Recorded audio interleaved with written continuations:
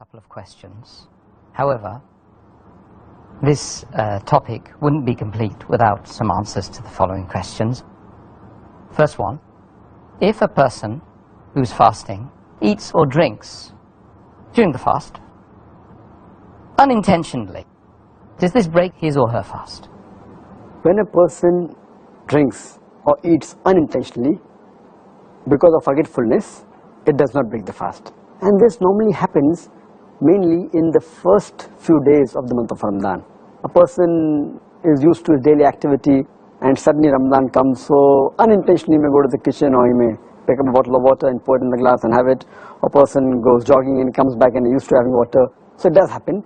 So based on the hadith of Muhammad Sallallahu Alaihi Wasallam, which is mentioned in Sahih Bukhari, volume number 3, in the book of fasting, hadith number 1933, the beloved Prophet Muhammad Sallallahu Alaihi Wasallam said that anyone who eats or drinks unintentionally, he has to complete the fast in the day. The fast is not broken, and whatever he has eaten or drunk, Allah has provided him with that. So if you drink unintentionally, the fast is not broken, but if you drink intentionally, then it is broken.